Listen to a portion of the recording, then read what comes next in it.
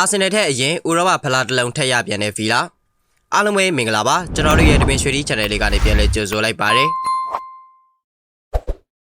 ပရီးမီးယားလိကြီးကလည်းချန်ပီယံနေရာပေါ်ထွက်လာပြီဆိုတော့ဥရောပပြိုင်ပွဲတွေဘက်ကိုပြောင်းလဲအာရုံစိုက်လို့ရပါပြီ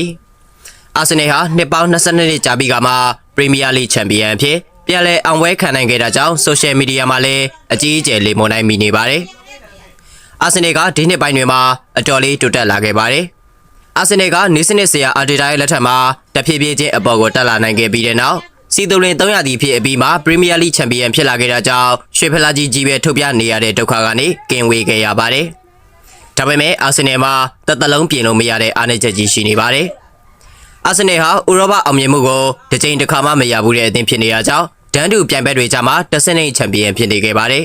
။အာဆင်နယ်ကလေးလေးဝင်းလက်ထက်မှာဖလားရဖို့ထက်ကွင်းတစ်ကြီးစောက်ဖို့ဦးစားပေးရင်အဆင့်လေးဝင်ရင်တော်ပြီဘွားနဲ့ဖြတ်တန်းခဲ့တာကြောင့်ချန်ပီယံလိမှာအခောက်တိုင်းနီးပါးအိမ်ဖြည့်နေခဲ့ပါတယ်။အနည်းဆုံး final ကိုတက်ခဲ့ပြန်တော့လဲမတမာသူအလေလူကျေစုနဲ့စီသူလွင်ဖြစ်ခဲ့ရပါတယ်။အာဆင်နယ်ကမန်ယူနိုက်တက်နဲ့အတူ6တန်းညီနောင်ဘွားကိုရောက်နေတဲ့အချိန်မှာယူရိုပါဘီယင်ပါဆိုတဲ့တူနိုင်းဆမမီဦးနိုင်းအမေရီကိုနီးပြခန့်အပ်ပြီးဥရောပဒုတိယတန်းဒီကိုချန်ပီယံဖြစ်နိုင်အောင်ကြိုးစားခဲ့ပါတယ်။ဒါပေမဲ့အမေရိကမှာဆိုရလွန်တဲ့ရလဒ်တွေကိုထိမ့်မနိုင်သိမ်းမရဖြစ်လာခဲ့ပြီးအမေရီလည်းပြုတ်ကြီးဖြစ်ခဲ့ရပါတယ်။ဒီကနေ့ကအာဆင်နယ်နဲ့ကမ္ဘာရဘတ်တွေဖြစ်လာတဲ့အမေရိကအာဆင်နယ်ကိုအနိုင်ယူဖို့အပတ်တကုတ်ကြိုးစားအားထုတ်နေခဲ့ပါတယ်။အခုတော့အမေရိရဲ့စံနာတွေပြေဝခဲ့ပါပြီ။ဒီတစ်ပတ်ကစားခဲ့တဲ့ယူရိုပါလိဖိုင်နယ်ပွဲစဉ်မှာအက်စတန်ဗီလာကဂျာမန်ကလပ်ဖရိုင်ဘတ်ကို3-0နဲ့အနိုင်ရရှိပြီးအာဆင်နယ်ထက်အရင်ဥရောပဖလားကြီးကိုကင်မြောက်နိုင်ခဲ့ပါတယ်။ဗီလာကဖရိုင်ဘတ်ကိုတက်တာထိချုပ်ကစားသွားပြီးပထမပိုင်းပြီးကနေမှယူရီတိုင်းလီမန်စ်ဗန်ဒီယာတို့ရဲ့သွင်းဂိုးတွေနဲ့ဦးဆောင်ထားလိုက်ပါတယ်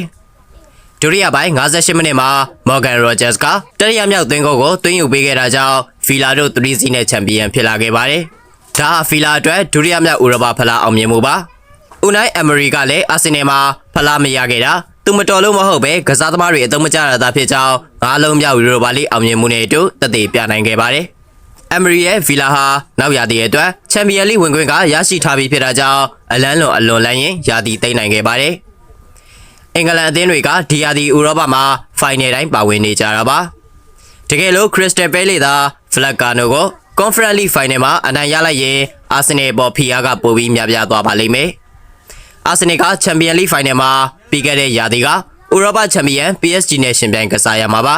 ။ PSG နဲ့အာဆင်နယ်ဆိုတာကလည်းခြေစွမ်းချင်းကမိုးနဲ့မြေလို့ကွာနေသေးတာကြောင့်ဒီပွဲကလူကြီးနဲ့ကလေးကစားသလိုဖြစ်နေမယ်ဆိုတာလည်းအားလုံးသိပါပဲ